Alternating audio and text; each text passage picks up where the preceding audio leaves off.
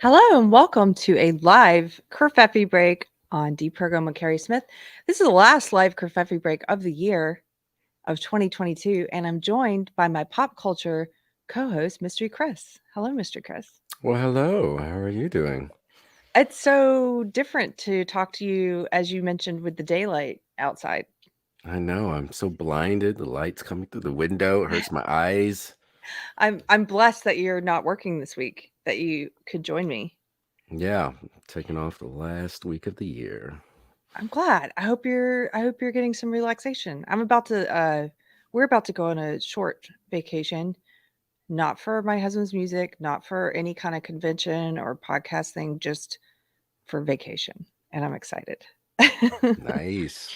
So, if it is your first time here, this is a live show we do on Deprogrammed on Mondays and Fridays, where I bring on different guest hosts and we just talk about what's in the news or what's on our mind, what's happening in the world, and we hang out with each other and try to talk about the craziness and also have a good time.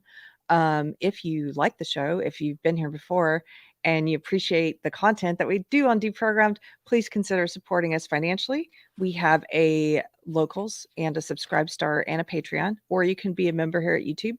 Um, thank you for the mods who are in the chat posting links. And and last thing, sorry about the eye. I'm embarrassed about it a little bit, just a little bit. I had a minor outpatient surgery on my eyelid yesterday, and I probably noticed it more than anyone. Mystery Chris said it just looks like eyeshadow. I should have put red eyeshadow on the other eye. But I can't wear the patch. It's uncomfortable. So this is what we're doing. Anyway, that's it. Do you have any announcements? Nope. I will make an announcement for you. Hmm. Mystery Chris was on Chris Gore's Film Threat show, and they clipped it and put out the clip this week on the Film Threat channel. And if you haven't seen it yet, it's freaking hilarious. Mystery Chris walks everyone through his woke pitch for a new Back to the Future reboot, a woke Back to the Future reboot. Yep. And I'm actually working on another one. So in the near future, I think we're gonna do it again. And I think What? this next one's gonna be good. I'm so excited for you. Yeah. Yeah. This is going to be fun. Okay. Well, today we're going to go through, we've been on Kerfefe Break covering one of the biggest stories, I think, of 2022. A lot of people think it's one of the biggest stories of 2022, and in some ways bigger than Watergate. And it's kind of incredible because the mainstream media is trying to completely ignore it. And so I think every independent podcast or channel or YouTube should be talking about it. We've just been reading and covering the Twitter files. So in case you don't want to sit and read through all of it, you can put this on and listen to it. The last Twitter files we covered was when Buck Angel was guest hosting, and we did part 6. So today we're going to be reading through part 7, and then we have a few other things we'll get to. Have you followed any of this, Mr. Chris? Uh, I've loosely followed it because the thing is, most of this stuff that's coming out is stuff that I think I am most of the people listening either knew or had suspicions that was happening. And so having all this stuff really confirms that. But for a lot of us, it's not, you know, ground shaking. And so I'm curious to see what effect this is going to have on more blue pill people. Like, I don't know if you've noticed, has this been able to convince people to change their minds? People who are like, oh no, that's not happening. FBI is not involved with Twitter and all this. Has it changed, or are people so set in their ways and they've already chosen a team that it just doesn't matter at this point? I think I think there are people who this is waking them up, and who knows how many people, though. It's probably not a lot. Most people are probably in their bubble, in their echo chamber. That's why I'm like, please, please share this stuff with your friends. Hmm. Please share videos that people are doing about it, like this one, and there's numerous channels that are covering this. Please share blogs about it. Please share, I mean, share the Twitter files themselves. So some people won't go to Twitter and read through all this, but share the recaps of it, because a lot of people in that echo chamber, they're just not seeing it. They only see what's on MSNBC and CNN. And and one of the things that did you talk about on one of the previous shows about when Dave Chappelle brought up Elon Musk on stage and there was some boos for Elon. And I remember seeing that being just kind of taken aback because I would assume most of those people at Chappelle's concert would understand and know what's going on with people trying to cancel him for his trans jokes. And you would think that they would value freedom of speech, but when Elon gets up on stage and they all start to boo him, I'm guessing that's because they're still in a more left leaning echo chamber. And despite the controversy over the trans jokes, they're still somehow able to separate, what's going on and not see how the far left are the ones that are trying to not only censor Chappelle, but really do away with free speech as a concept, a cultural concept.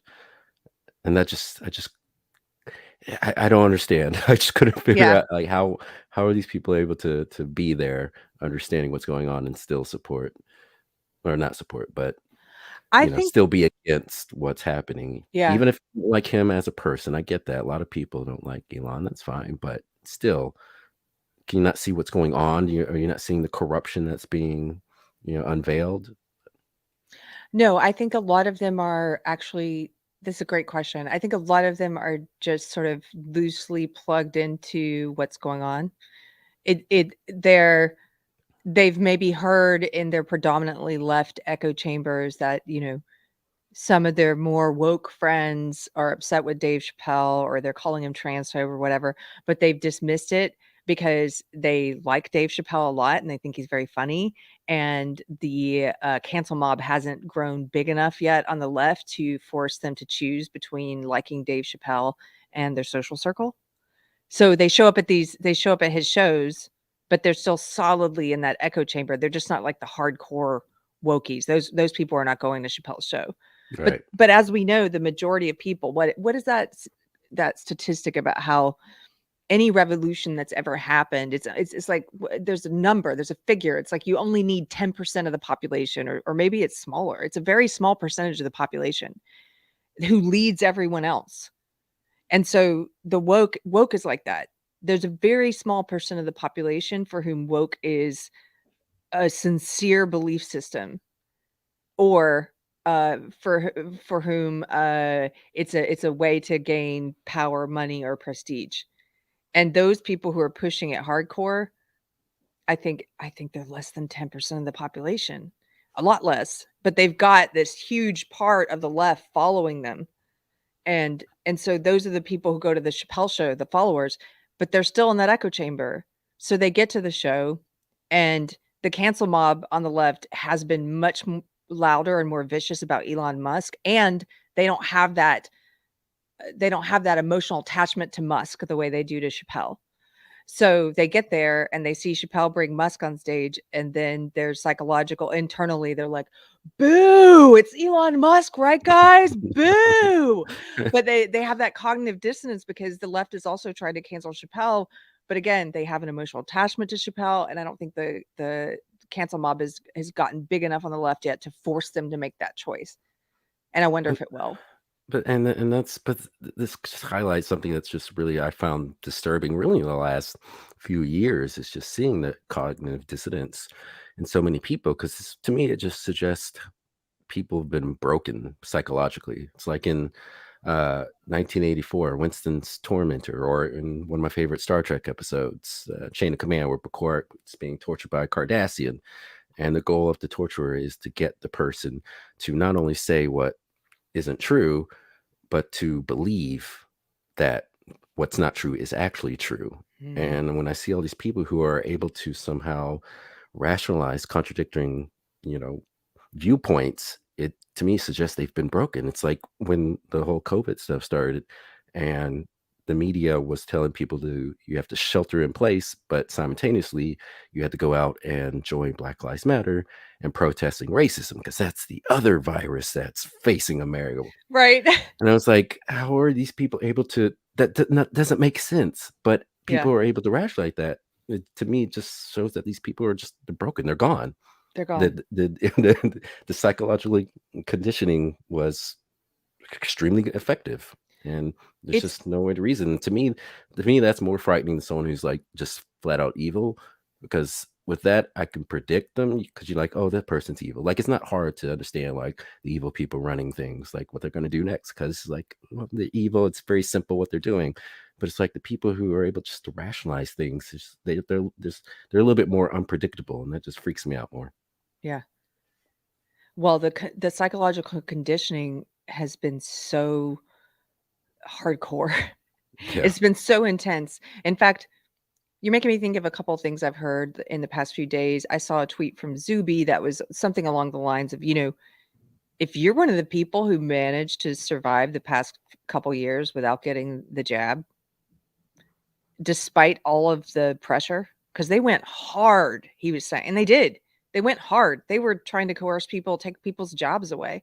And I'm not making a judgment on anyone who got it at all. I'm just saying if you are one of those who didn't get it, you withstood a lot of social pressure and conditioning and propaganda and programming and coercion attempts and pressure from family and friends. And I mean, you withstood a lot. And he was like, congratulations. Like you must have really not wanted it. And that also makes me think of my husband was listening to a show. I forget which show it was. It might have been Bannon on Tim Pool.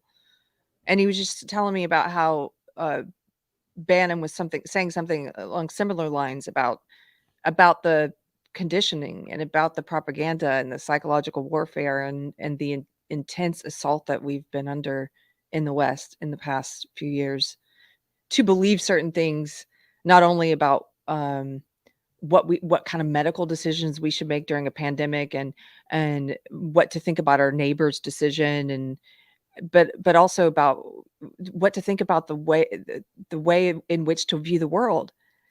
Like we've been under this continuous assault where they're telling us you have to look at people based on race and sex and sexuality and judge them based on those things, and that's the way you cure racism and sexism. They've been pumping this into our heads for a long time. I mean, it started a long time ago. With me, it started in college, so that was in the late 90s.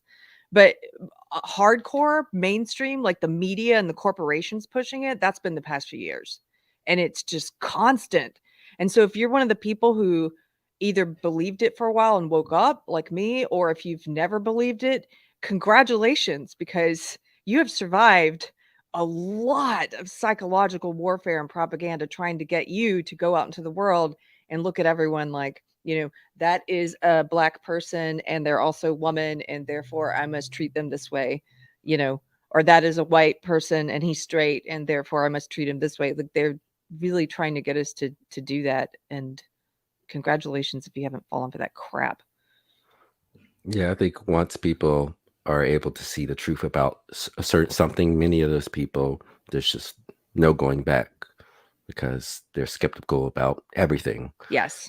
And sure, sometimes that can lead people into a more darker path and they could go down all sorts of crazy, conspiracy stuff. But I think really there's no no way for the establishment really to bring those people back on board once they've you know seen that the emperor has no clothes. So Yeah.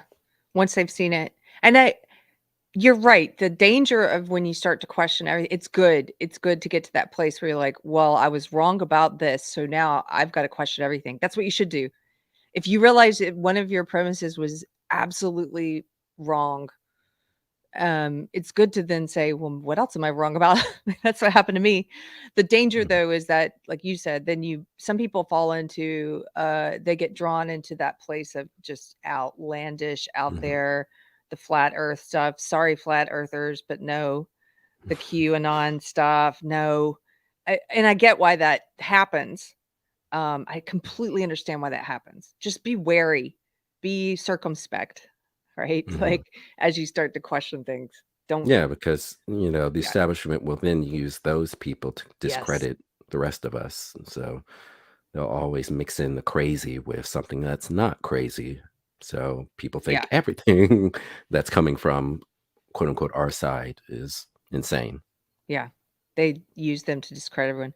Two sisters and some yarn has to take off. Got to go, lovelies. Y'all behave. Thank you, Maud, and thanks Thanks for all the hard work last night, two sisters. Scott Miller says, never forget Fauci screwed up the response to AIDS badly. He should have been disgraced at that point. Yes, he never should have been put in charge of the COVID response. But of course, I wonder if that's why he was put in charge of it. If you haven't read it yet, we read for book club, and I'm sorry, book club's been on hiatus just as a result of life. It's coming back though. But for book club, we did Kennedy's book about Fauci, the real Anthony Fauci. And if you haven't read that yet, I highly recommend it. It's almost like an encyclopedia, not just on the past couple years and the COVID response, but on Fauci and how thoroughly repulsive and evil this man is. I'm just Keri, it's your old pal Anthony Fauci. Just here to see if you got your latest booster shot. Did you see that clip of Ice Cube talking about the jab? No. Oh, can I pull this up before Okay. I know we got slightly derailed. We're coming back. This is gonna make you happy, and I haven't covered this on the show. Yeah. You still got some of that NWA spirit, eh? Yes, I was pleasantly surprised. Let's see if I can find a video of this. You guys No, may have Ice seen Cube this. has kind of like he said some things like I know even like just during Trump's presidency. I think he met with Trump and he was a little bit more just open, even though he kind of still didn't really like him, but he still got a lot of criticism. People going, "Oh, how dare you even talk to him? How dare you even consider and work with him on the what was it, the silver platinum plan or something? I forget." Wait, I was trying to find this clip and it was talking over you. What can you just repeat that last part? Oh, I was just talking about how Ice Cube had met with Trump during Oh, Trump's okay. presidency and got criticism for it. A lot of the rappers, I mean, more of them than I expect since it's become so mainstream, have seemed to be open to seem to be open to Trump or seem to be open to whatever the taboo thing is, which is good. That means they're Well, actually questioning in their counterculture. but think how many of them talked about Trump in their lyrics, and how Yeah. many of them were comparing themselves to Trump and all these other things. And if you remember Jennifer Hudson, she performed at Trump's inaugural event, and she did that because when I believe it was her brother-in-law murdered her sister and her mother, Trump allowed Jennifer Hudson to stay at Trump Tower indefinitely while she was grieving and dealing with those things. And so they had a relationship, and I believe that's why she performed at his inauguration, even though she was getting so much flack. People go, "How dare you? How could you perform that? Racist, you sell out." But yet they withstand it. Mm. I wonder how much flack he got for this. Okay, I found it. Here we go. You can see I did a search for Ice Cube jab, which will bring you to the video. Okay, tell me if you can hear this. I turned down a movie because I didn't want to get the motherfucking jab. I turned down $9 million. Damn. Because I didn't want to get the You didn't jab. want to get, fuck that jab. And fuck y'all for trying to make it. Well, So, I don't know how Hollywood feel about me right now. You know what I'm saying? but you know what? It ain't just Hollywood no more though. You can go through the streaming. Streaming ain't got nothing to do with That's Hollywood, bro. Is it really? You think so? It is. It is. They on some shit, but you know what I mean? Me too. I'm on some shit too. So. Cube Vision. Yeah, that shit indie, Don't man. forget about him. I'm working on it. I'm Don't hustling. worry about it. I got a Don't few forget dollars. about- Let's put something together like the weather, man. You dig? Don't worry about nothing. It's gonna happen. Yeah. Got a lot of things up my sleeve. Yes. Yeah. For sure. Mhm. Turned down $9 million. I mean, I didn't turn it down. Them motherfuckers.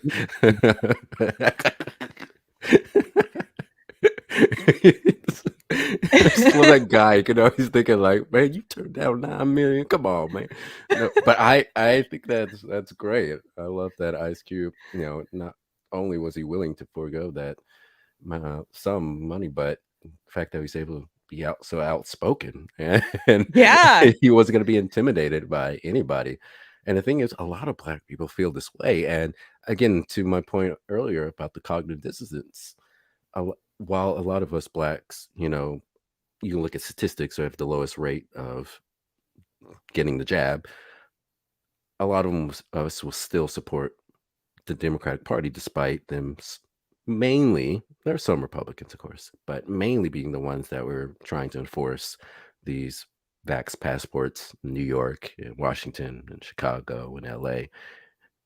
There's such it's not clicking because, I've even brought this up with family members, saying, hey, if Democrats are putting forward this view that modern day systemic racism is laws that disproportionately affect Black people, then by that logic, these vax mandates in these cities, these passport systems, are disproportionately affecting Blacks. Therefore, they are systemically racist. And Mhm. family members are like, yeah, Yes. that's true. It's like there's no argument against that if you buy into that initial premise of systemic racism modern day. But yet people will still support these same people. And Yeah. I think that was one of the other disappointing things too, this last election, because even though I do think there was some fortification, I do still think there was a lot more people who were okay with all that went down, all the mandates and restrictions and everything. And they were okay with supporting the same people who put all that forward. And that's harder for, I think, a lot of us to grapple with, that people could go through all that and still support these people. But unfortunately, I still think that's the case. Yeah. So the people who you said agreed, who were like, yeah, society is systemically racist, and therefore these vaccine passports and all of these discriminatory measures, honestly, against the unvaxxed are therefore those are systemically racist. It what do you think what do you think is going on in their head with being able to continue to support the discriminatory measures? Uh, I'd like to know Oh. that. I think they just have so much disdain for Republicans. It's because it's just been drilled into their conscious for decades at this Yeah, point, talk that about a psychological Republicans assault. are racist and hate Black people and women, all that. And so it's just the conditioning has just gone on for so long that it's just they can't revert to any other way of thinking, especially as people get older. As the saying goes, people, older people get more stuck in their ways they Mhm. become. And I think that's true. And I see a lot of, unfortunately, it shouldn't be, but it is. It's just a weird psychological feature of human nature. Kevin Anderson says, "Damn it, Chris, I was hoping for some answers."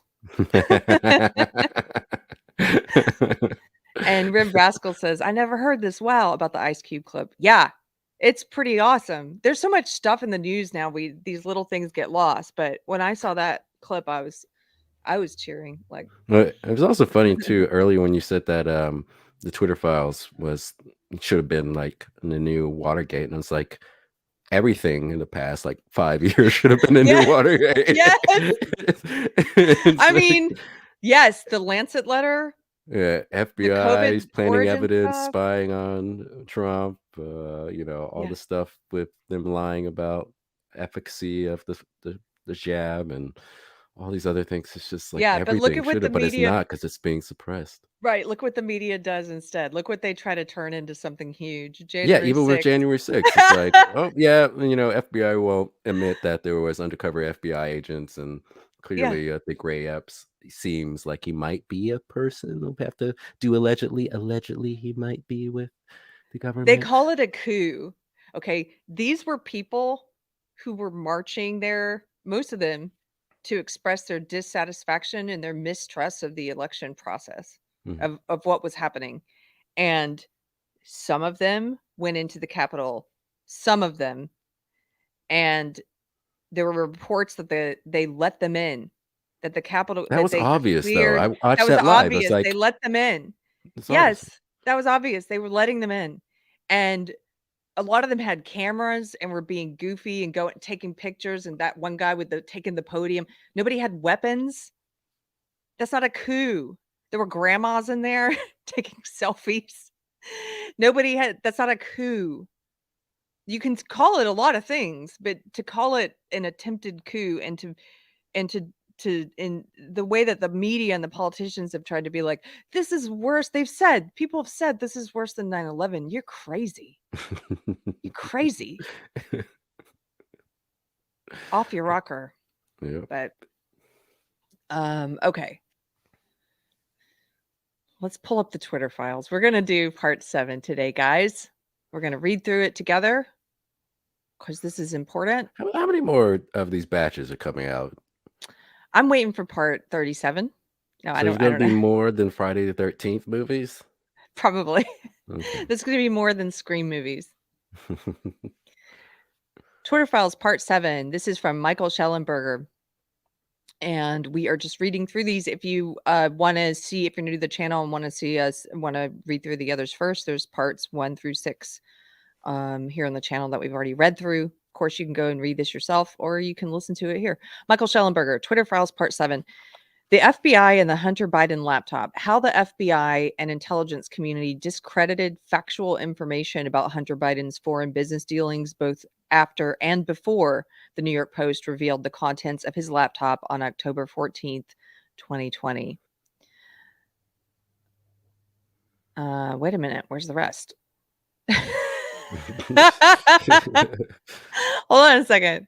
Usually it just follows right below. All right. Yeah. Okay, here we By go. the way, did something happen with Barry Weiss? I wasn't really following it, but I heard like maybe she did something and Elon's kind of shifted away. I don't know. Is she still involved in the I have no idea what you're talking he? about, so No. maybe somebody in chat knows. I'm usually last to know everything. Let's just be I don't know what's happening. This morning I was reading about Andrew Tate and I'm like, do I have to cover this? I might tell you a little bit about it after we're done with this. Okay. In Twitter files number 6, we saw the FBI relentlessly seek to exercise influence over Twitter, including over its content, its users, and its data. And yeah, if you haven't seen it or read it, part 6, they were having weekly meetings. Twitter executives and Twitter employees were having weekly meetings with the FBI, and the FBI was regularly sending them accounts, both large and very small, to censor and to take down and to pay attention to. It's crazy. So don't tell me the government's not involved in this censorship. By the way, I think censorship is wrong, whether it's a private company doing it or the government. I don't care if it's the legal kind or the illegal kind of censorship. I think it's wrong.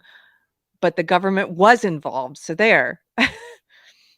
In Twitter files number 7, we present evidence pointing to an organized effort by representatives of the intelligence community, IC, aimed at senior executives at news and social media companies to discredit leaked information about Hunter Biden before and after it was published.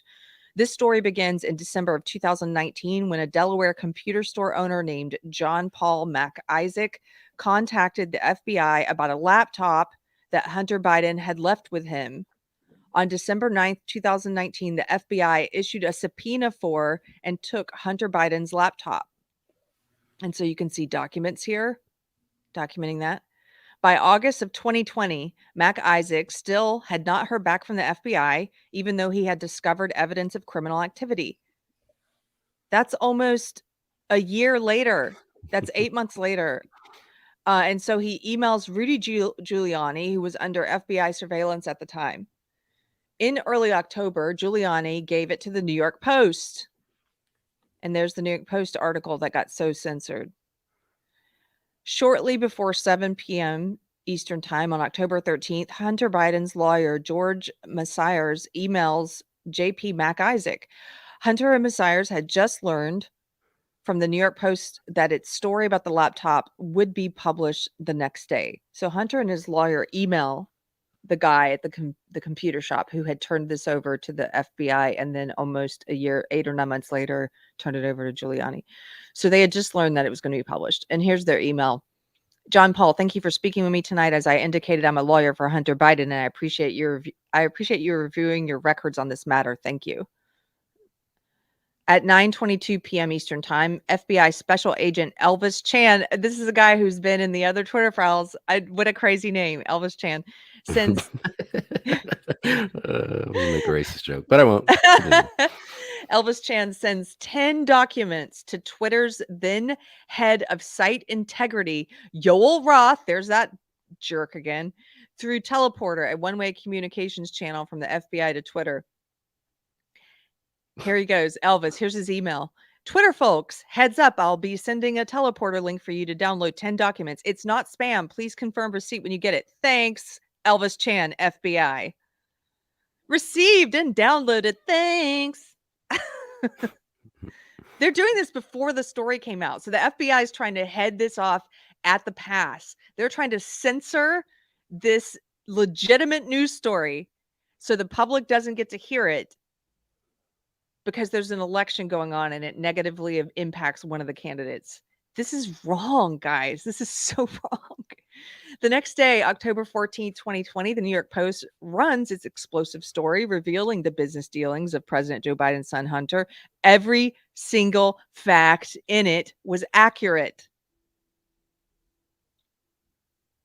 And yet, within hours, Twitter and other social media companies censored the New York Post article, preventing it from spreading and, more importantly, undermining its credibility in the minds of many Americans. And that is true. Those people in that bubble, that mainstream bubble, that corporate bubble, that elite bubble, the status quo bubble, that's what they're in. They think they're part of the resistance. They're not. Those people in that bubble, if you ask them, most of them have never even read the New York Post story, okay? They don't know. They've never interacted with the source material. They have no idea. They're just told what to think. And if you ask them what they think about the Hunter Biden laptop story, they will smirk. They'll act superior. They'll act with contempt. They'll smirk because they've been programmed to be, this is what I think of it. But they've never looked at it. And if you're one of those people and you're watching, what is wrong with you? Have enough. You're an adult. Have the balls to read the thing that you have an opinion about. Form your own opinion. Don't adopt someone else's. Have you watched any of the Young Turks coverage of this? It don't make Should him I? bad. Just the amount Why? of lies. They Oh just my. constantly lying about everything. Should we watch that together on a show? You could try to watch some of it. I think it was. I saw a little bit. It was mainly Anna Kasparian. Just it's make you want to punch the screen. I admit that I don't watch them as much as I should to keep up with what they're doing, because I'm just like, "Ooh, I can't." That guy Chank, I think, is just a bad apple. Okay. Oh, my husband's in the stream. I'm sorry. I'm excited when I see him. Oh, he's being racist. Anyway. Okay. Not so excited. It's like, oh, I was just joking about him being my husband, guys. I'm joking. He says, "Oh, Irvis." Mm. And then he says, "My bad." He's doing an accent. Okay. I love you. Okay. We're going to continue. If you're just joining us, we're reading through Twitter Files Part 7, which everyone should read. Pretty devastating stuff. So what this particular part is about how the FBI worked to censor the legitimate Hunter Biden laptop news story, even before it came out. They were already working with Twitter to censor it. Okay. And yet within hours, Twitter and other social media companies censored the New York Post article, preventing it from spreading and, more importantly, undermining its credibility in the minds of many Americans. Why is that? What exactly happened? On December 2nd, Matt Taibbi, that's a journalist. He's the Rolling Stone. He's one of the other people who's been covering the Twitter files or releasing the Twitter files. Matt Taibbi described the debate inside Twitter over its decision to censor a wholly accurate article. Since then, we have discovered new information that points to an organized effort by the intelligence community to influence Twitter and other platforms. You know, all these leftist celebrities who are quitting Twitter because Elon bought it and talking about, oh, because now there's going to be misinformation. Whoopi Goldberg, Elton John, all these celebrities who are just being programmed of what to say, right? Oh, there's going to be misinformation now. Guys, Elton John, Whoopi Goldberg, this is look at what was happening. Why haven't you talked about this, Whoopi? Look at what the FBI was getting Twitter to do. This is crazy. It doesn't matter. It's just power at all costs. But people, they've lost sight, assuming that people were motivated to actually do something that was good. They've lost sight of what that was. And now it's just blind, naked tribalism. It's naked. Like the ends You're justify exactly the right. means. So it's okay for them to lie and they think it's okay. cheat. because they have to have that power. But what does that actually accomplish in the end? Nothing, except Nothing. make certain evil people even more powerful and wealthy. Yes. What I would say to those people is, you know, you don't have to be, because it's so much of the tribalism and the psychological manipulation that you mentioned, that they think to everything for them is like, well, my tribe is doing this, so I can't do the opposite, right? Like my tribe, you don't have to become a Republican or a conservative to read the Twitter files and to form your own opinion about whether this is right or wrong. Like independently of everything else, to read this and form your own opinion. You don't have to change your identity. I know for so many people, their identity's wrapped up in like, oh, am I right or am I left? Am I Republican or am I a Democrat? Who cares? But if you are tied up in that, and if you don't have to change your identity to read this and form an opinion. Okay. Woosah. Lately I've been doing these, trying to think about, okay, if someone on the left were to listen to this, would I talk to them? Look, just read this and make your own opinion. That's all. That's what I would say. Okay. Um, First, we're returning to Twitter Files Part 7. First, it's important to understand that Hunter Biden earned tens of millions of dollars in contracts with foreign businesses, including ones linked to China's government, for which Hunter offered no real work. Here's an overview by investigative journalist Peter Schweizer. So you guys can go and listen to that. We're pressed for time today, so we're not going to play that. And yet, well, actually, that's not that. It's about 10 minutes. Okay. And yet, during all of 2020, the FBI and other law enforcement agencies repeatedly primed Yoel Roth at Twitter to dismiss reports of Hunter Biden's laptop as a Russian, quote, hack and leak operation. This is from a sworn declaration by Roth given in December of 2020. And so this is what Roth declared. He says, since 2018, I have had regular meetings with the Office of the Director of National Intelligence, the Department of Homeland Security, the FBI, and industry peers regarding election security. During these weekly meetings, the federal law enforcement agencies communicated that they expected, quote, hack and leak operations by state actors might occur in the period shortly before the 2020 presidential election, likely in October.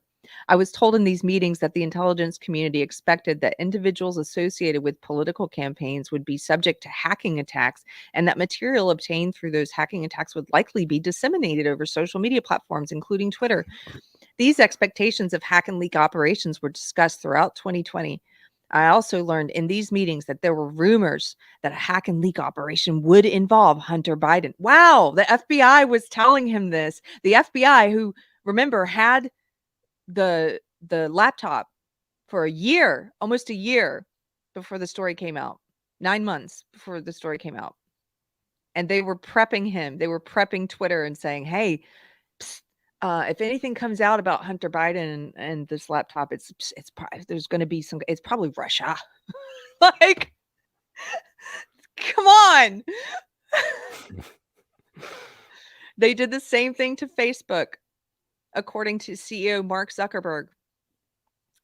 Quote, the FBI basically came to us and was like, hey, you should be on high alert. We thought that there was a lot of Russian propaganda in 2016 election. There's about to be some kind of dump similar to that. This is the FBI feeding misinformation to the biggest social media companies in the world, to the public square, controlling what we're allowed to read and hear about, what information we're allowed to have, and what we're allowed to say.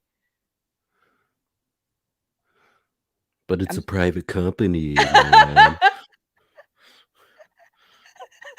Is that all you got? Yes. Again, this is all stuff that I think most of us already knew. I mean, it's good that it's, blue pill people. Some of them are going to find this, but I mean, none of this is shocking. We knew that government was interfering with all these big tech companies. That's the reason why they're so powerful. It's this merger of corporations and state. That's what's occurring. And it's just proof. I mean, we already knew it. but it's just it's still frustrating, knowing that there's still people who are either oblivious to this or choosing to ignore this and still trying to say that us who've been saying this for years are crazy, and Right. we're not. Right. Or they try to be like, oh, Carrie Smith is right wing, Mystery Chris is right wing. If they knew your real name, they would say. They're stuck Abdul saying is right leaning. No, my name's not Abdul. No. your name is Elvis Johnson. Uh-huh. That's right. Yeah, it is disappointing because there are so many who they haven't. I saw a meme, either it was this morning or yesterday, and it said, the dots are practically touching now, and still there are people who refuse to connect them. Yeah. Like, it's how much more blind could you be? I don't.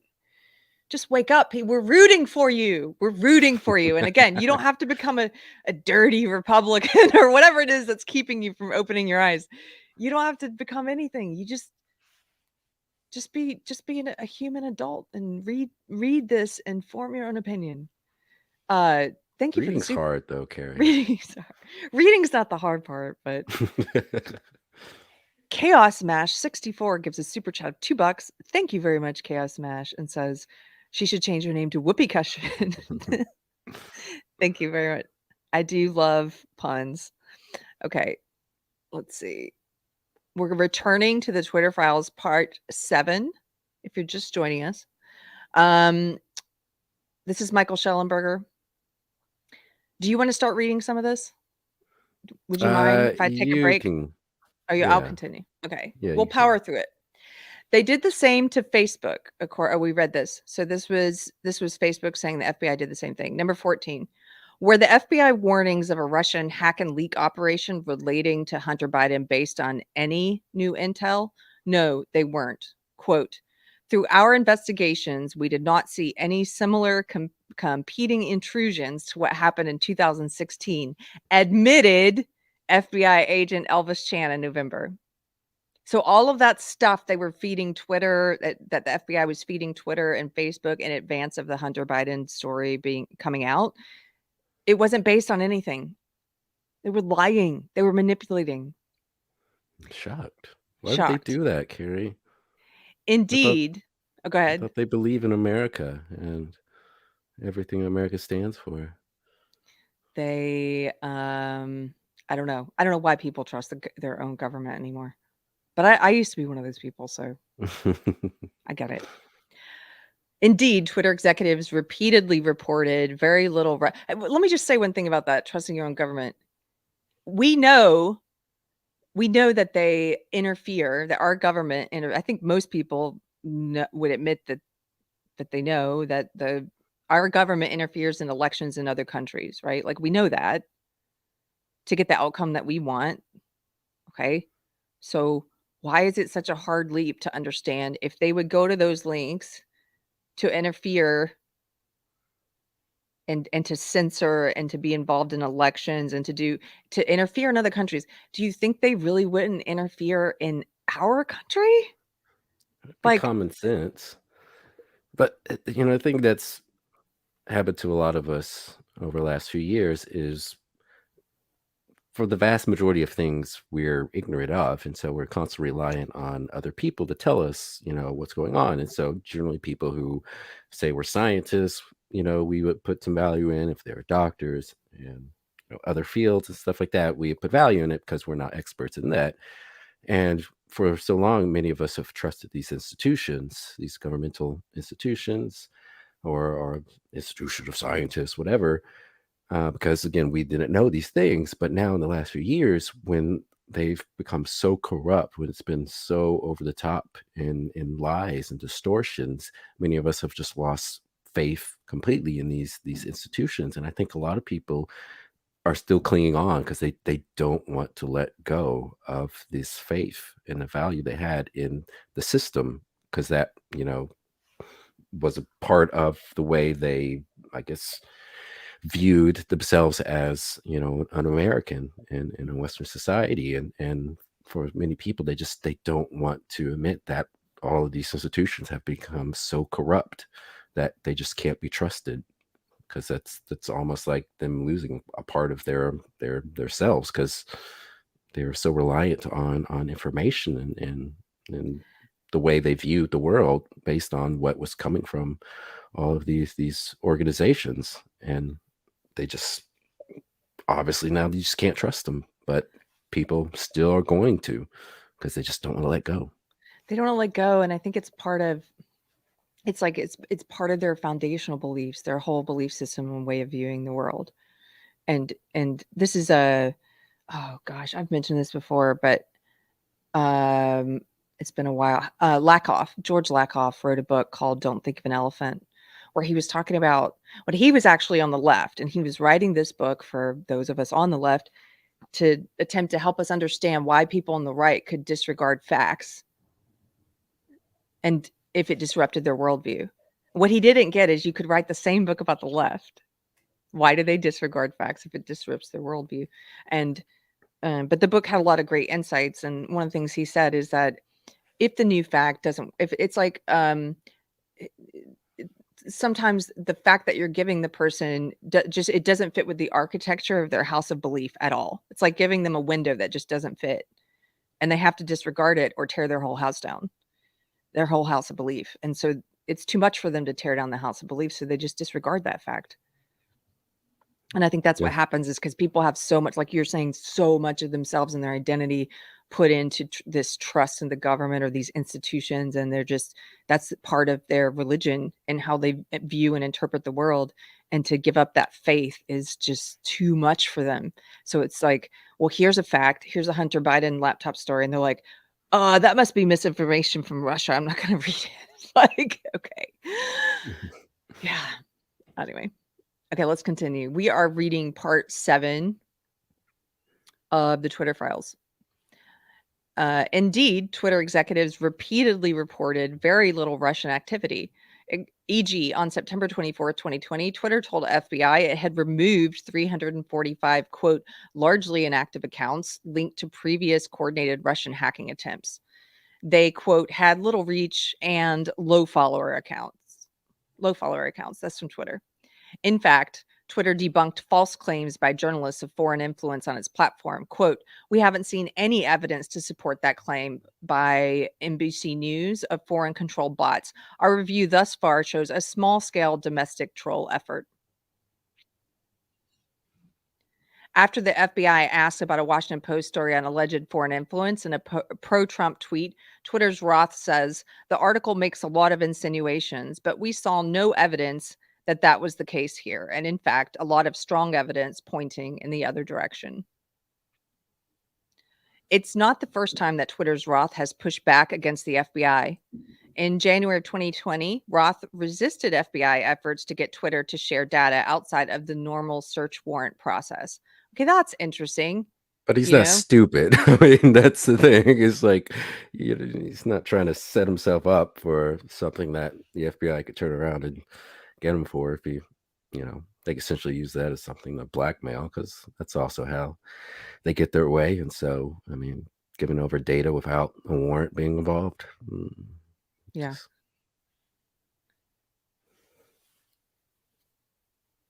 I'm just reading here what he said. Elvis, look at Elvis putting the velvet. He's the velvet hammer, like trying to get him to give up this info.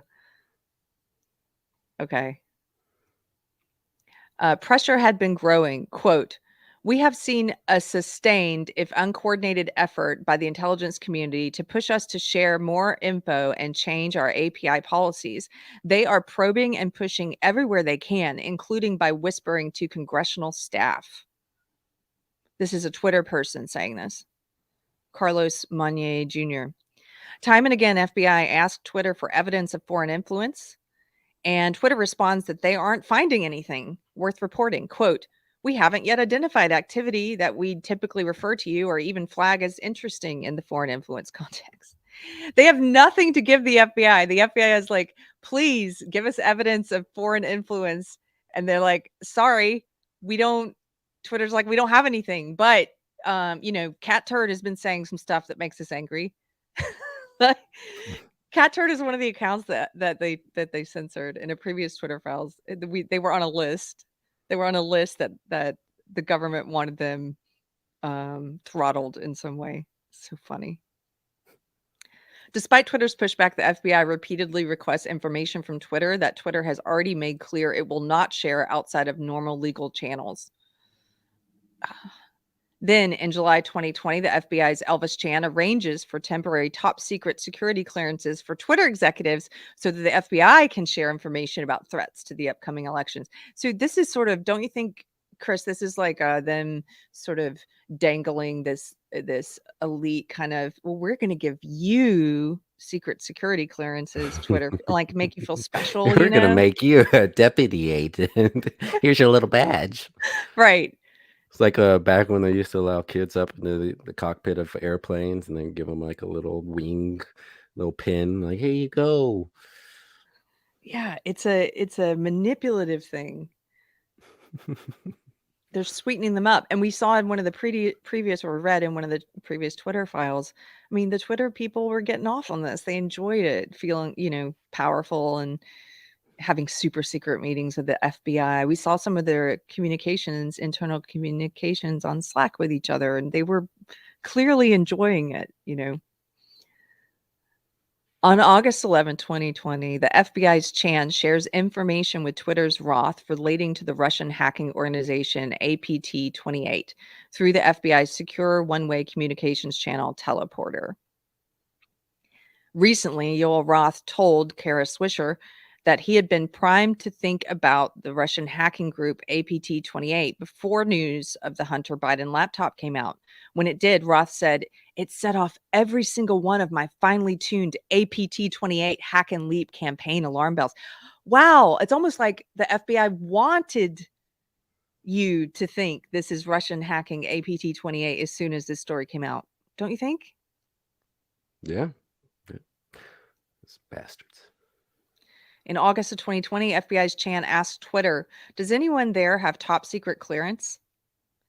When someone mentions Jim Baker, Chan responds, "I don't know how I forgot him." An odd claim given that Chan's job is to monitor Twitter, not to mention that they work together at the FBI. Who is Jim Baker? He's former general counsel of the FBI from 2014 to 2018 and one of the most powerful men in the U.S. intelligence community. Baker has moved in and out of government for 30 years, serving stints at CNN, Bridgewater, $140 Oh, billion asset management firm, and Brookings. what a coincidence, huh? Wow. And then he went on to work at Twitter. And by the way, Facebook is full of these former intelligence agency people as well. They just move back and forth. They're just really good at what they do. As general counsel of the FBI, Baker played a central role in making the case internally for an investigation of Donald Trump. Baker wasn't the only senior FBI executive involved in the Trump investigation to go to Twitter and start working at Twitter. Don Burton, the former deputy chief of staff to the FBI head James Comey, who initiated the investigation of Trump, joined Twitter in 2019 as director of strategy. As of 2020, there were so many former FBI employees, Boo alumni, working at Twitter that they had created their own private Slack channel and a crib sheet to onboard new FBI arrivals to Twitter. It'd be funny if they had their own like Christmas party, FBI Twitter Christmas party. It's That many of so, them. yeah, there's that many of them. Is this It's like, okay? do you ever see that Babylon Bee video of they were making fun of January 6th undercover FBI agents, and it's like they're all meeting in a room, and they're all like pretending to be like these rednecks. They want to attack the Capitol, and then they each one start to reveal like, wait, are you a agent? They're like, yeah, hey Tom, yeah, I know you, Tom. What's going on, man? He's like, hey, it just keeps going back and forth. It's hilarious. And they're all FBI. Yeah, they're all. Oh my gosh, look at Jules in the chat says definitely a secret Santa. Bum bum. Nice. Okay, this is just crazy how many former intelligence employees like are working, have worked at the social media giants, like moving back and forth, and also political campaign. I mean, how many former Clinton campaign officials were moving back and forth, working at Google and stuff like that. It's just so gross. Efforts continued to influence Twitter's Joel Roth.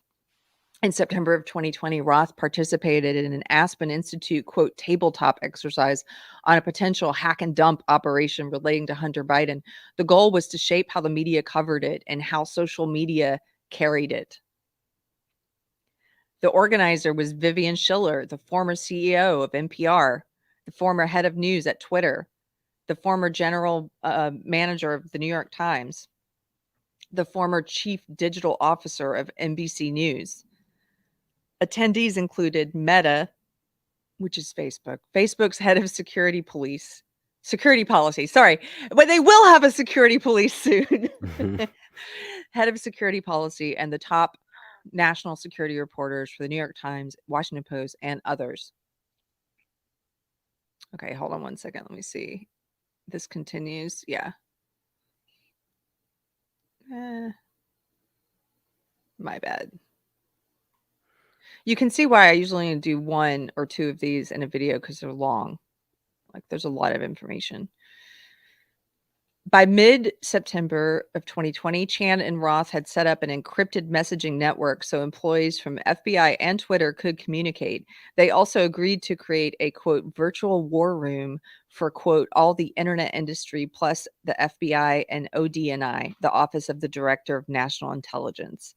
So this is the FBI and Twitter, one of the largest social media companies in the world, setting up their own encrypted messaging network and a virtual war room where they can powwow in advance of the election about censoring things.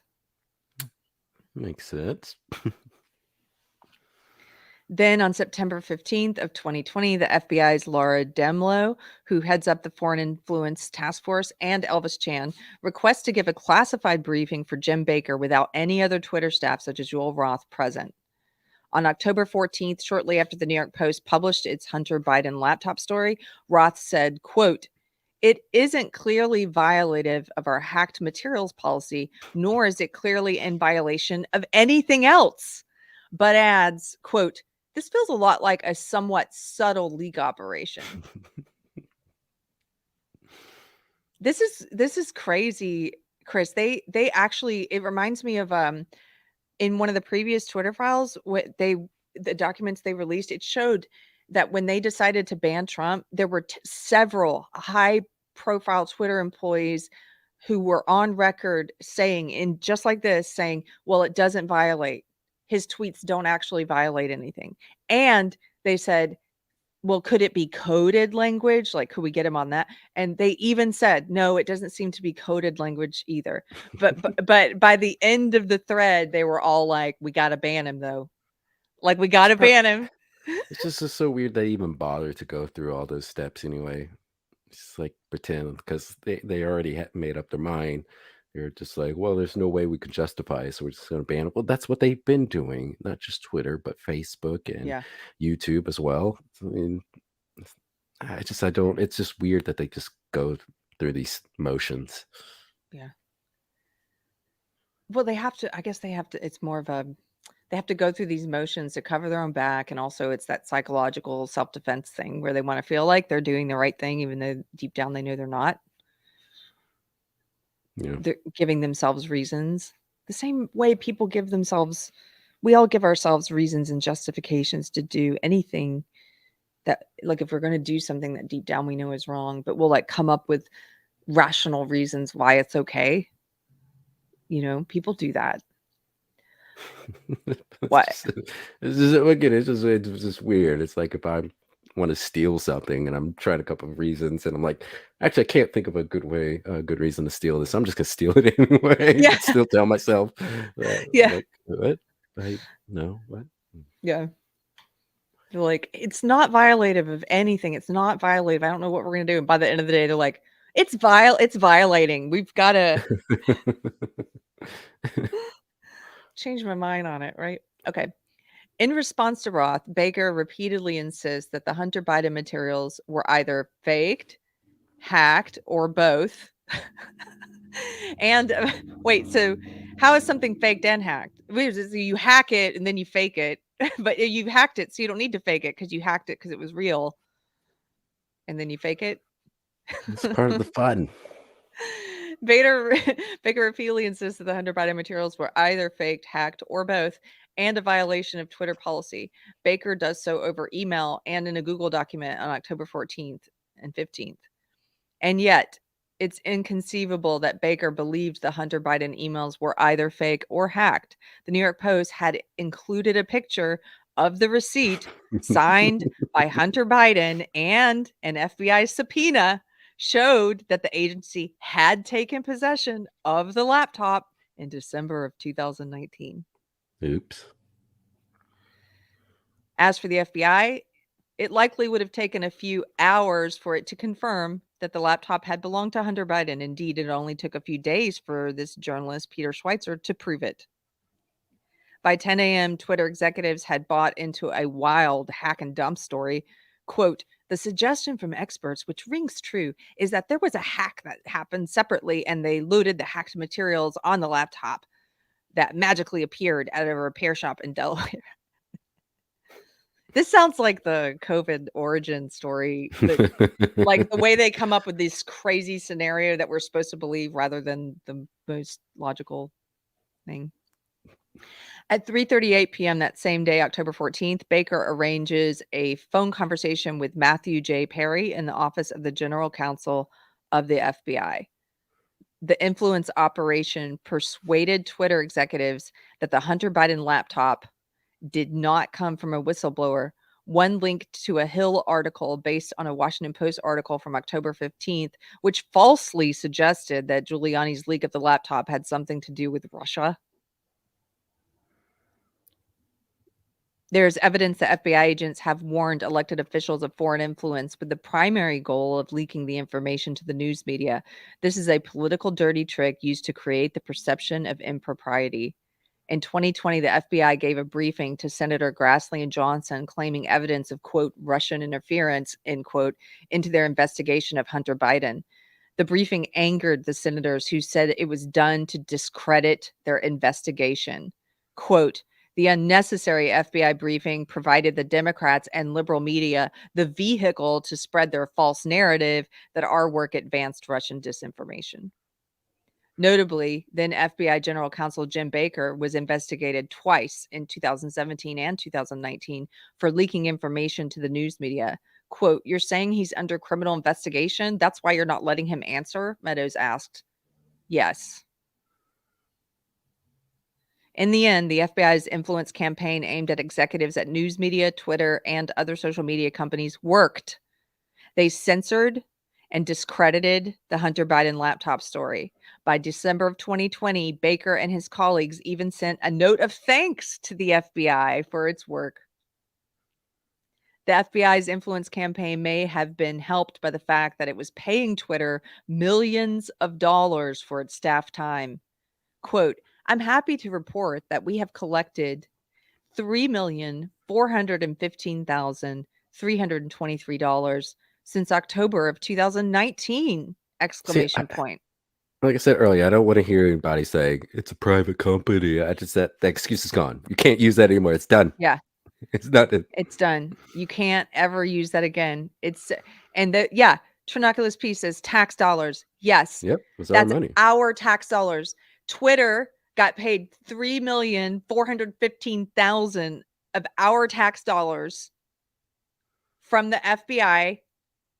The FBI gave our tax money to Twitter so that they would be able to influence them and manipulate them and guide them and direct them to censor what information our money paid for us to be lied to, for us to be blinded, for us to be For our own kept in the good, dark, Keri. for our own good. They paid them to censor information to make sure the public didn't get to hear it. Just think how much money Facebook and Google are getting. Bet it's even way more than that. Way more. It's so gross. It's so gross, guys. I It doesn't know. matter what side you're on. This is so gross. Oh, this is in an email. They're bragging about how much money the FBI has paid Twitter. Okay. And the pressure from the FBI on social media platforms continues. In August of 2022, Twitter executives prepared for a meeting with the FBI, whose goal was, quote, to convince us to produce on more FBI EDRs. EDRs are, quote, emergency disclosure requests, which are a warrantless search, basically. In response to the Twitter files revelation of high-level FBI agents at Twitter, Jim Jordan said, quote, I have concerns about whether the government was running a misinformation operation on we the people. Yeah, I have concerns too. They were. They were. And ahead of the election to make sure they got what they wanted. Anyone who reads the Twitter files, regardless of their political orientation, should share those concerns. And that's the end of part 7. That's all we're going to cover today is part 7. You guys can go read this. Michael Schellenberger on Twitter. Thanks for letting me read through that, Mystery Chris. Yeah. Like I said, a lot of that stuff we had already suspected, but it's good to see that in fine print, especially with the money that was being exchanged. Again, I don't know if this is going to sway that many people, blue pill people, but I hope this will have some effect. And I do like that they're releasing these in batches, and they're having people kind of outline it, give a rough outline of what's in these different batches, because I think that's a more effective than just releasing it all at once, because people aren't going to read through that and it'll get lost. And so I'm curious how many more batches there will be, and I'm curious if even those of us on this side will continue to be interested in going over these, because I don't know what they're up to now, but I know it's been, I don't know how many weeks has it been since they've been doing this. And Oh, I don't know, 4 or 5, maybe more. So I'll be curious to see what happens going into this new year. They're smart because they knew the mainstream media would try and ghost this and completely ignore it like it's not happening. And so to, like you said, to roll it out in batches and continue to release it like episodic, like a TV series that keeps people reading about it. And the way that the news cycle functions now, with the media ignoring it, the mainstream media ignoring it, if they had dumped everything at once, it would have just been, okay, well, they ignore it for a certain amount of time and now it's gone. But this requires the cathedral, the Main Street, the legacy media, the establishment media, the friggin' corporate media. It requires them to noticeably ignore this for a longer and longer and longer period of time as it continues to come out. And I think that is something that more people are likely to notice. The more that we talk about it, friends of ours who are on the left hear us talking about it, or bringing it up, and it's like, yeah, this has been coming out for weeks, guys. Like, go read it. The mainstream media has been ignoring it for that long. Yeah, it's crazy. I put the link to the Young Turks. If you want to see any of that, you don't have to, but Ew. Okay, let's see what they say. if you're curious, I've got something fun planned for the end. Yeah, we're gonna switch it up in a moment. But this is it's a lot of coping on their part. Dawn says this will be talked about for the next 100 years. I hope so. I hope history records this correctly and they look back on it and they look at it in the same way we look at the frickin' Walter Durante New York Times stuff now, which is, he printed stories in the New York Times lying about the Holodomor, and he won a Pulitzer report for it. And all these years later, of course, New York Times has apologized for it. This is the same. And they're going to look back and be like, wow, the freaking media was terrible. They were the enemy of the people. Yeah. And our government. Okay. They'll also say Kanye was right.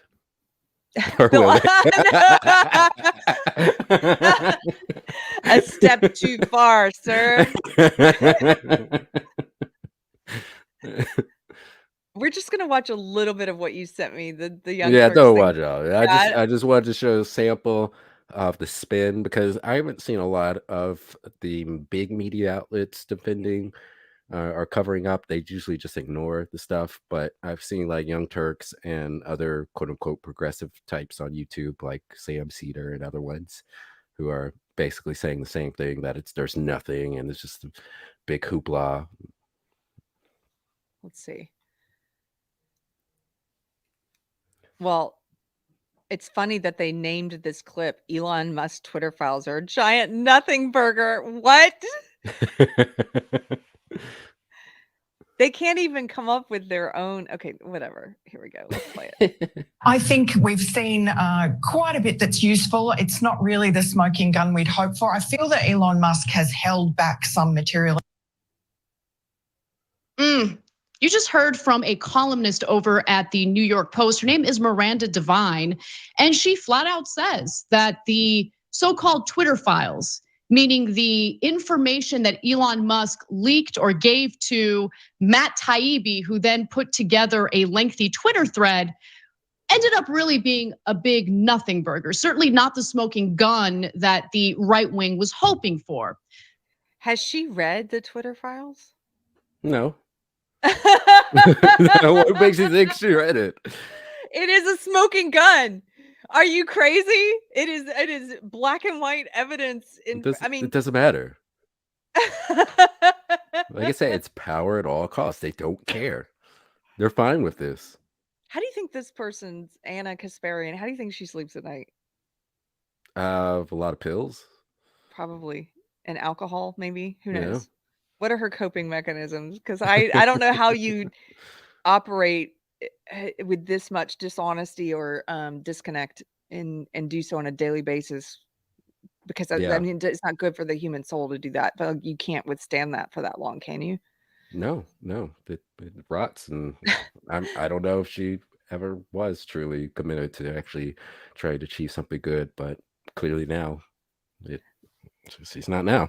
Tamina says she sleeps on a bed of money. Well, even They that do make a lot of money. They make millions of dollars. But that doesn't feed your soul. So I don't know. I don't know how you live like that. Okay, let's watch a little bit more. However, regardless of that, I do think it's important to talk about the ramifications of relying on a private company, private corporation to make these decisions about what content is and is not allowed on their platform. Because if Twitter truly is considered or thought of as the public square, well, I think there should be a lot more transparency in regard to what is and is not censored. However, the notion that the government got involved in censoring content on Twitter, meaning the Biden administration got involved in censoring content on Twitter, is unfounded, as if bullshit. Record scratch. She hasn't read it. There's evidence of the government. We just read through Twitter file 7. Several of the other Twitter files also included that there's direct evidence of the government, several different intelligence agencies, not just the FBI, meeting with Twitter weekly, directing who to censor, filling their heads with manipulation, telling them, that trying to head this Hunter Biden story off at the pass and telling them it was probably going to be from Russian hacking if something came out, even though they knew, because they had the laptop, they knew it wasn't from Russian hacking. They lied to Twitter. All of this is there in black and white. You can't refute that evidence. So what are you even talking about? She should have to go through, like we just did. She should have to read through the Twitter files, show the evidence, and then try and dispute it. And she can't do that. I bet you this whole video is her just telling you what to think without actually showing you any of the source material. Yes. And the thing is, even before the Twitter files came out, if people remember during the height of the COVID stuff, Jim Pulaski, press secretary for the White House, came up with some lists that the Biden administration prepared of like 10 people they wanted to be, I forget the language they used. I guess it was something around deranked or something with Facebook. So people that they considered to be spreading misinformation, they were heading over to Facebook and saying, hey, these people are spreading misinformation. Please, like, quiet them or whatever they do. And they were upfront. This was like an actual press meeting in which he said this. And that wasn't major news for people like Young Turks, but doesn't matter because Those people were spreading misinformation, right? No. Yeah. I'm going to turn this off because there are people in the chat saying the Young Turks make them nauseated. I agree. We've seen enough. But Little Ragamuffin has a point. Hi, Little Rags. She says it's not just the Biden admin, it's the government, including Yes. those employees during Trump. Yeah, this woman, Anna Kasparian, or whatever, either she's pretending to be dumb or she is dumb. It wasn't there was no Biden admin technically when this was happening. This was during the election before he was elected. It was the government. It doesn't matter. Again, I don't know if she's that dumb or if she's pretending to be that dumb, but not it's she's limiting herself to that stupid left or right binary. It's the government, lady. It's the government. It doesn't matter. It's not the Biden. There were Trump people. This was during the Trump admin. I don't whatever. Okay. Let's end on something fun. Can we? All right. I'm going to show you my weird since if you guys joined us last night and if you didn't, we did our last live pop culture of the year on Deprogrammed, and we did a sort of a recap of entertainment in 2022. And Mr. Chris did that recap, and he did what can we expect for 2023, and then we had the Slappies where we gave awards to the celebrities who contributed, who made the worst contributions to discourse in 2022. And Mr. Chris shared you shared your favorites, your top 5 in TV and film, and your bottom 5 in TV and film for the year. That's correct. And we ran out of time, and I did not get to share my weird ones, so here they are. We'll see. All right, let's see. I'm see what you excited. think about my list. Is it all going to be reality TV shows? Keri's faves of 2022. Now, I did not separate mine out into TV and film. I just did a list of my favorites and a list of my least favorites. And again, this is not meant to be anything other than my favorites. As I said last night on our show, the worst things of the year are probably things like She-Hulk and The Witcher and Rings of Power, but I didn't watch all of those things. I did watch a couple episodes of Rings of Power, and it was terrible. So my list isn't comprehensive because if I think something sucks entertainment wise, I'm usually not gonna give it the time of day. So here's my list. At the bottom of the list, but on the list, is The Batman. I enjoyed this movie. I saw it on a plane. I went into it with some prejudice because I'm not necessarily a fan of that vampire boy. What's his name? Robert Pattinson. Robert Pattinson. And I was not convinced he would be a good Batman. And I was wrong. I thought he was a great Batman. I forgot he was Robert Pattinson. And it was moody. It was dark. As you've pointed out, I liked the architecture in this movie. And I loved the scenery, like the set design was excellent. There were a couple of moments of wokeness which took me out of the film, including Catwoman saying something about white male privilege, which was completely unnecessary and almost ruined the whole movie. But I got over it and continued. Yeah, Rib Rascal says there was a comment about white privilege in this movie. Yeah, there was. It was annoying. Yeah, that scene made me so angry. It did take me out for like 20 minutes. It was hard paying attention after that. Yeah, it was hard. But overall, I liked this movie, despite that woke moment. Okay. Also on my list, the Texas Chainsaw Massacre, which you have to be a fan of horror, I guess, to appreciate this. I knew a lot of friends who are fans of horror but didn't like this movie. They're wrong. It was great. It's basically as someone who lives in Texas, I guess it was cathartic because it's these hipsters who move from the big city to this small, tiny town in Texas, not unlike my own town. And they start bringing all their hipster attitudes and moral superiority with them. And they make judgments and mockery about a local man who happens to be carrying a gun, which is like, whatever, he's carrying a gun. It's illegal. Okay. And they're looking down their nose at the locals and stuff. And then they get slaughtered. They get picked off one by one. And so like that's the movie in a nutshell. It's your fantasy. Doc Savage says, seriously, I'm gonna watch tonight. Yeah. Yeah, the hipsters bite it. Top Gun's on my list. You covered Yeah. this was on your list. This is one that's on both of ours. As I've said before, just quickly, thought it was a great film, very nostalgic, just a good popcorn eating movie. Nostalgic because it's old time movie making. It's just it's not pushing any ideology or belief system on you. It's just pushing universal values of loyalty and brotherhood and unity and redemption. And I thoroughly enjoyed it. And also, I have a prejudice against Tom Cruise, and it completely went out the window. He did a great job. I just it was a great fun movie. Elvis. So Cameron Pasha kept telling me to watch this. This was Baz Luhrmann, is that his name? The guy that did Moulin Rouge and Oh Romeo yeah. and Juliet. I really liked this Elvis. I kind of like that director's stylistic approach, and he did a great job visually with this film. My only minor complaint is that he does what he usually does, which he brings in current music to all of his movies. Like when he did the Great Gatsby remake, you know, he put in modern music, and I didn't mind that in the Great Gatsby remake. I thought it was kind of great. But it bothered me in this movie because this is a movie about a musician, and there's so many scenes where you see him with other musicians and you want to hear their music, and instead he's playing Doja Cat, and you're like, stop it. That was my only minor complaint. So did you watch it? I can't remember. Yeah, I watched it. I watched it on a plane. Yeah, it's okay. I liked it. Yeah, it was good. Let's see, moving on. Cobra Kai, of course, is on my list. Again, I mixed in TV and film and internet.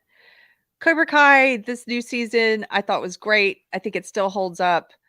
It's not thoroughly not woke, but it's not necessarily anti-woke. It doesn't go out of its way to preach anti-woke either. It's just a good series, and it's entertaining. And if you loved you don't even have to love the Karate Kid movies. You will just like this and have an appreciation for it. I think, especially if you are Gen X, there's a lot of cultural references to the 80s that are a lot of fun. And I think the characters are well done to the point where I have deep passion about the ones that I hate and the ones I like. Rear Rascal says I have good taste. Well, hold that thought because you may not agree with some of the other things on here. Dahmer. Okay. I like dark things, entertainment wise. And as you know, I've watched a lot of true crime and true crime inspired films and documentaries.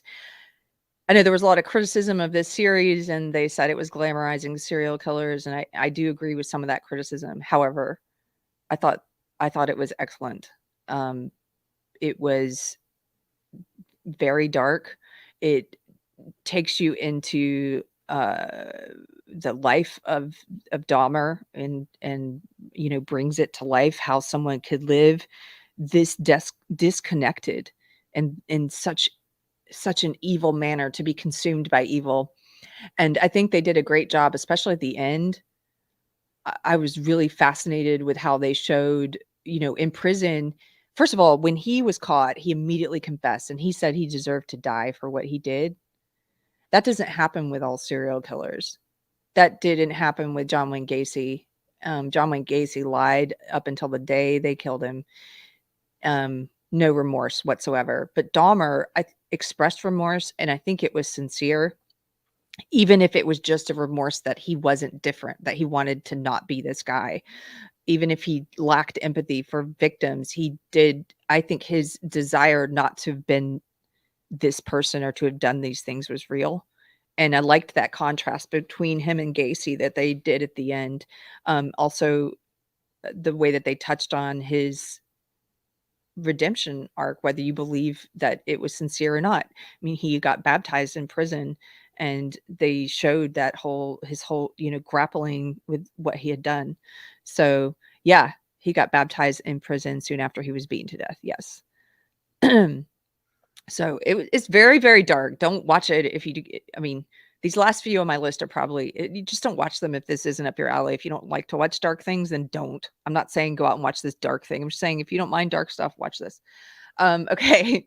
Next on my list is very, very dark.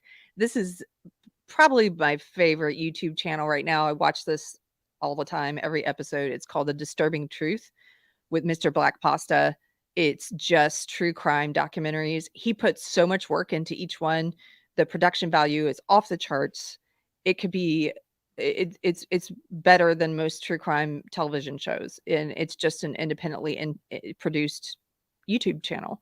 But he does a great job with like I said, the production values, with the artwork, with the photos, the video, the music, and the research that goes into his episodes is incredible. And so if you like true crime, I recommend The Disturbing Truth.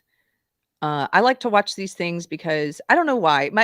Here's what I've been thinking about lately. Like, my husband kind of laughs at me because we're into different entertainment. So we have an overlap, and then like a Venn diagram, and then we have stuff we're totally different about what we watch in our free time sometimes. And he'll walk in and it's like, I'll be on I was on the couch embroidering something the other night, and he comes in, it's like, and then she put the decapitated head, and it's like, like, what are you watching? I'm like, I know.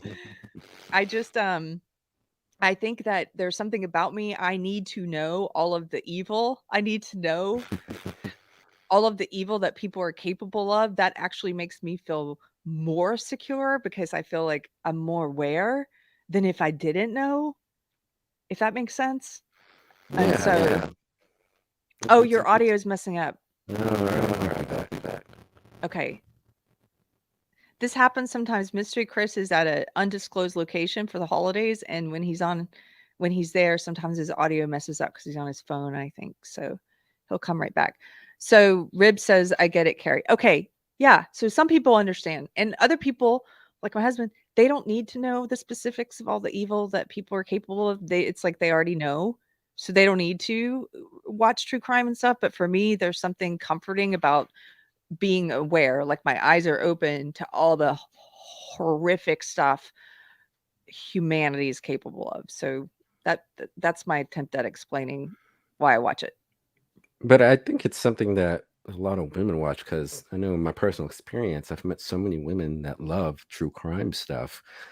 Why do you think that is? Just women in general being attracted to true crime. Well, I've talked about this before too. I think part of it, sometimes people say it might be because women are more often the victims of violent attacks. I don't think that's why. I think it's because women are more interested in people than things. When they do those surveys about what you're interested in working with, and women and men self-report, and women show that they have a higher interest in working with people and animals, and men have a higher interest in working with things. And I think women on average tend to be more interested in the human psyche and figuring people out. That doesn't mean men aren't. Just a slight, on average, like a bell curve. It just means slightly, on average, women are more interested in that. So I think that also would drive an interest in trying to figure out the dark side of human nature as well. Does I that make could see sense? that. Yeah, I kind of think that a lot of people like these things, particularly stories in which it turns out that the person was murdered by a lover or someone, because I think a lot of people like to come up or believe that these people have not necessarily brought it upon themselves, but they're in a situation that that person can avoid.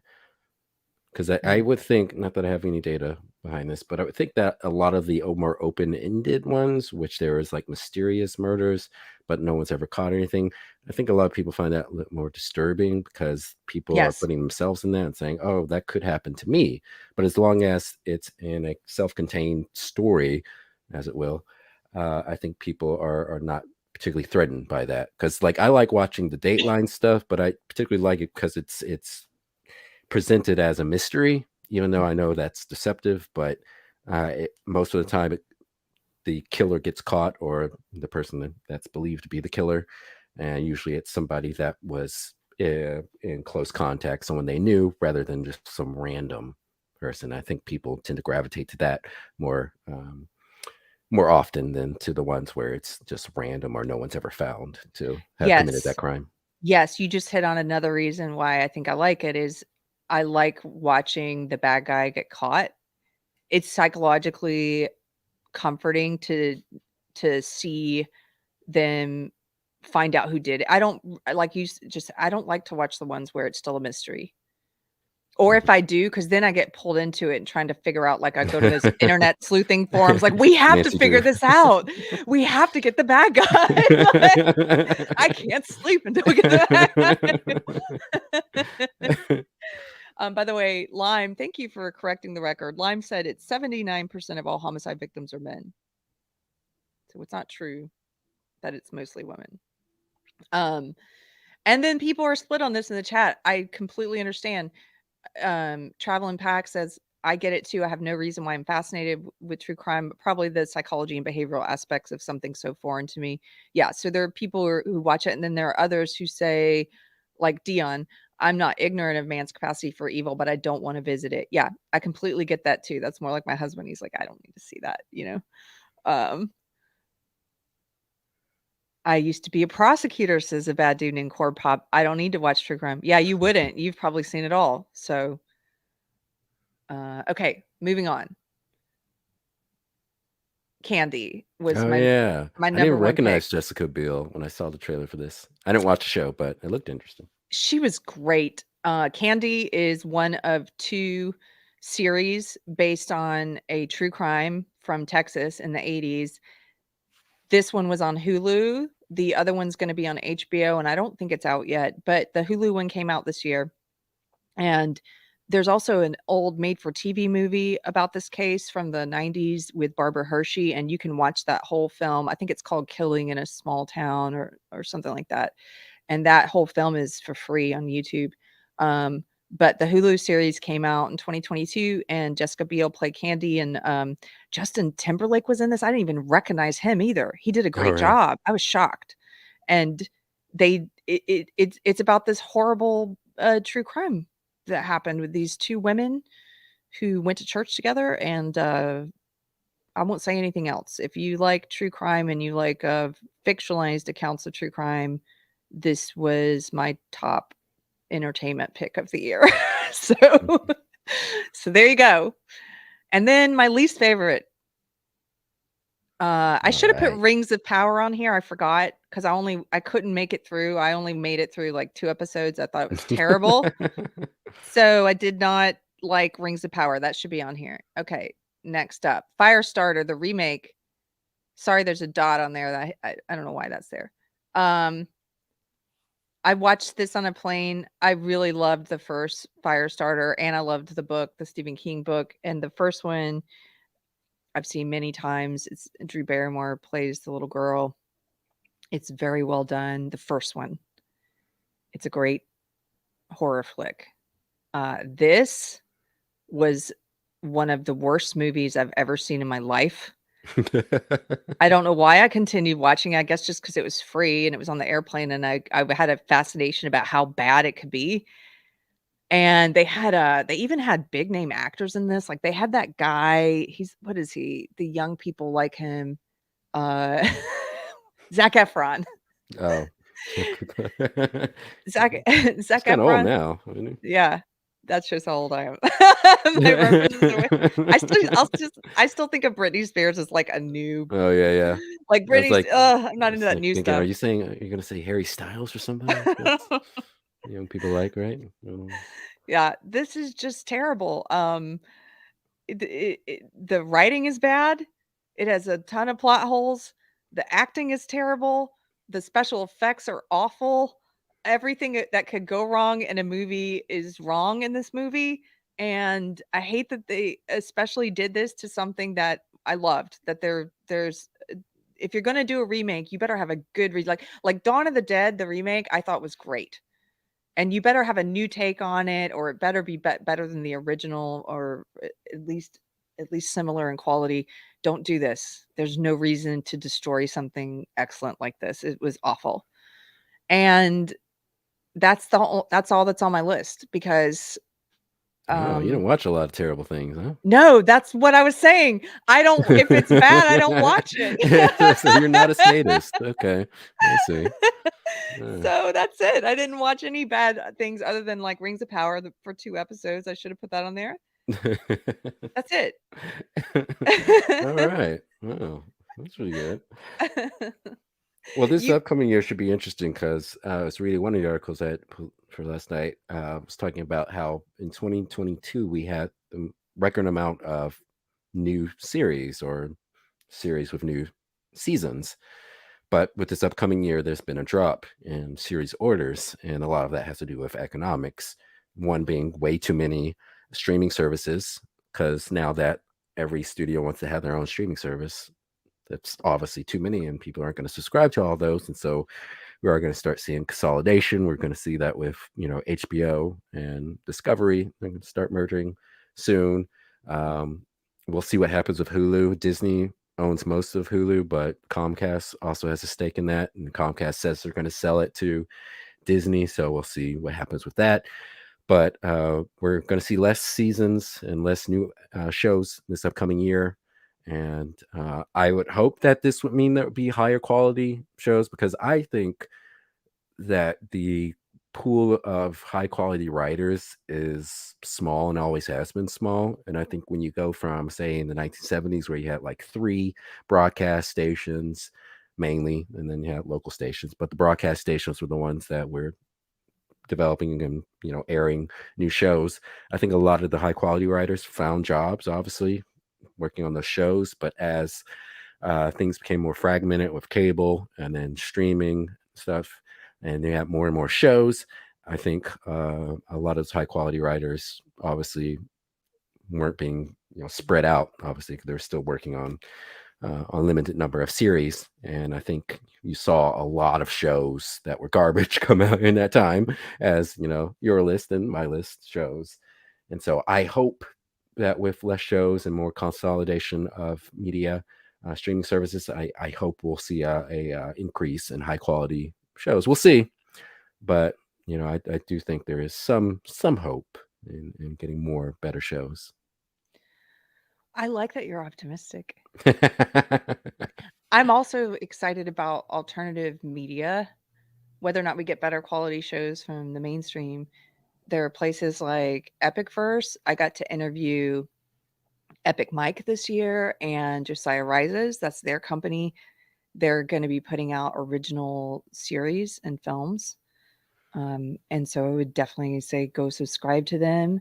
And the Daily Wire, even though they're corporate and they're larger, I consider them alternative, because they are not a part of the mainstream narrative, and they're doing original content now, and so that's exciting. And I think there's going to be more of that. I hope so, anyway.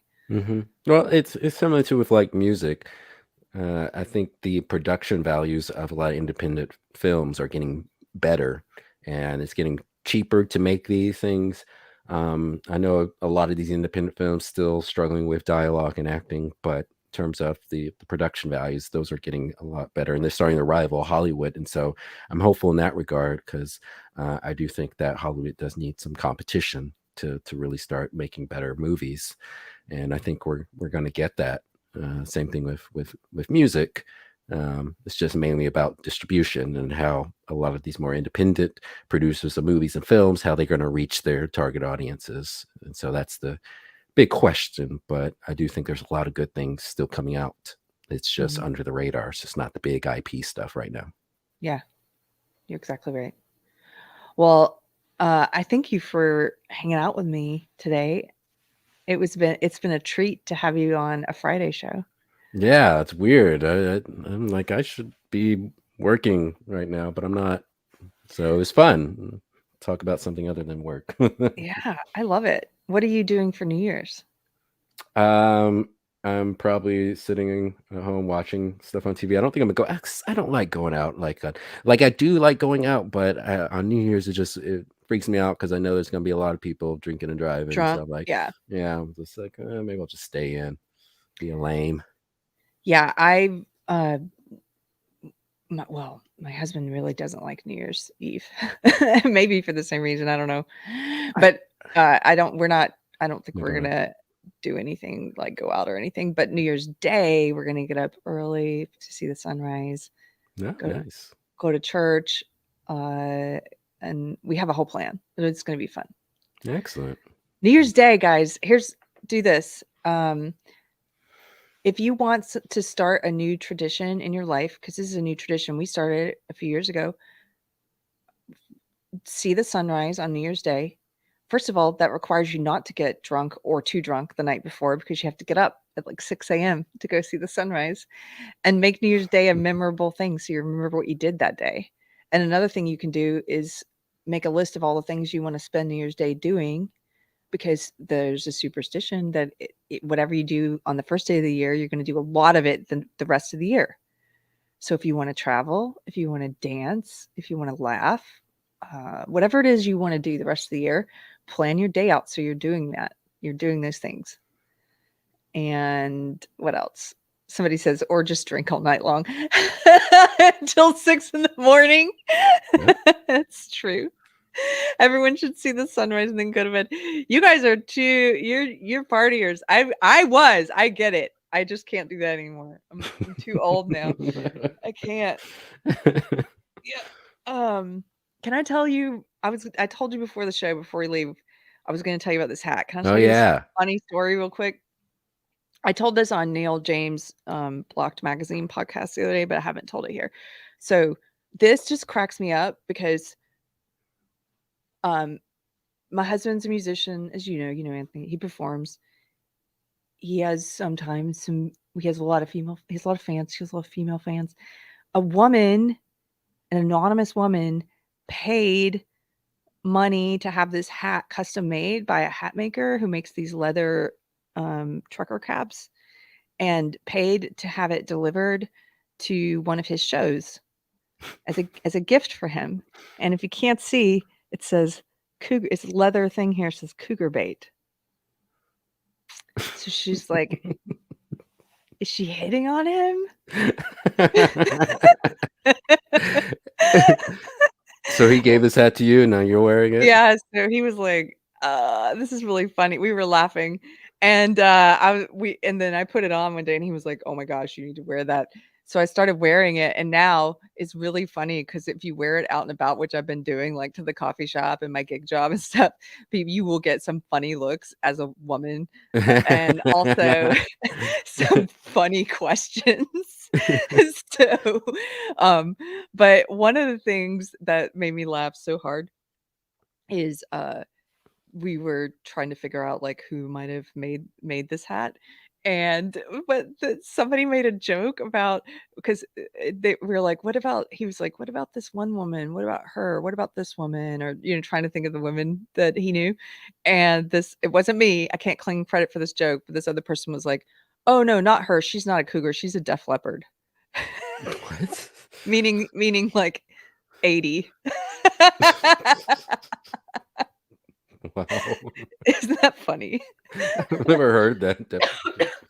Using that way. Okay. Yeah, I'm gonna use it from now on. Some of the women that were hitting on me when I was wearing this were Def Leopards. Oh wow. Okay. Maybe I can borrow that hat sometime, Keri. Would you wear this ever? I would, just to see what happens. I bet you would. I'm gonna give it to you. You gotta wear Okay. it. Tell me, document what happens. This is gonna be awesome. A real hit at the HEB. Yeah, you got my Yeah. number. I'm a real hit at the deer Go to processing plant. the bingo place. Yeah. Oh man. Okay. This is just really silly. Thanks for letting me tell you that silly story. Okay. I think we're good. This is our last show of the year I of know, crazy. 2022. Year went by so fast. You guys, thank you. Oh, Anthony is here. He says, to be clear, I put the hat aside in the corner, and Keri was like, I'm totally wearing that. And she got hit on my 2 Led Zeppelins the other day. Okay, Led Zeppelins. that's a continuation of the joke. Is a very large lady. I know 2 large ladies who hit on me. Oh, the humanity.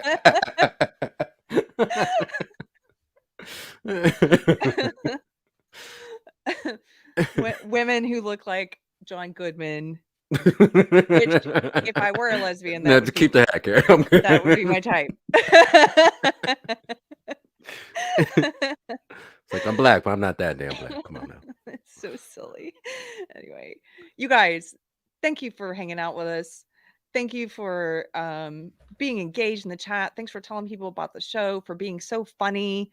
Thank you for those of you who supported Deprogram this year. It was our first year as a channel, and I've just been overwhelmed with the support. Thank you for following, for supporting financially, for sharing links, emotional support, and like I said, humor. I can't say that enough. Thank you for the sense of humor, and just really grateful. I love interviewing people about social justice, culture, leaving cults. I love talking to people. I love having these conversations. I love doing the fun Wednesday night show with you, Mr. Chris.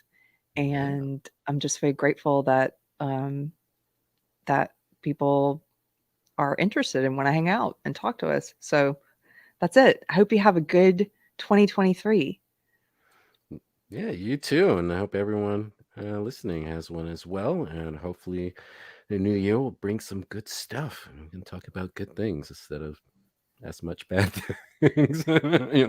We're going to talk about great things. Rib Rascal says, Happy New Year, folks. Put on your white pill boots for 2023. My husband says, I was so embarrassed when I got that hat. Keri wears it fearlessly. Brentley says, Happy New Year, everyone. And to you, Mystery Chris, says Hey, Kevin Kevin. Anderson.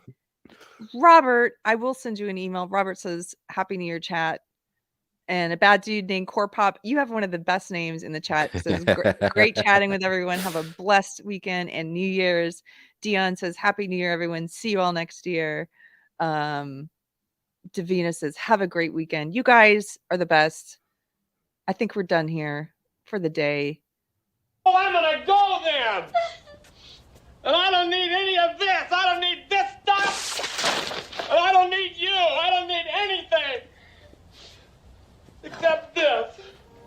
This ashtray. And that's the only thing I need is this. I don't need this or this. Just this ashtray. This paddle game. Thank you to today's sponsor, the Church on the Square of Georgetown, Texas, which happens to be my church. My church is no longer allowed to advertise on Facebook, which is unfortunate because that's how I and a lot of other church members originally found them. They've been told that they violate community standards. There's no details there of what that means, but you guys know the score. Anyway, since they're not allowed to advertise, I'm here to give them a plug. You can find them online at thechurchonthesquare.org. You can also find videos of all the sermons and some other kinds of content on their YouTube page at Church on the Square. You can also join us. If you happen to be in the Georgetown, Texas area, we meet every Sunday at Ken's Guitars, that's Kenz, Ken's Guitars, right on the Georgetown Square. We meet outside, right on the square. Sometimes, if the weather's nice, you might find us there. You might find us outside in front of Ken's. But if you're local, I hope to see you.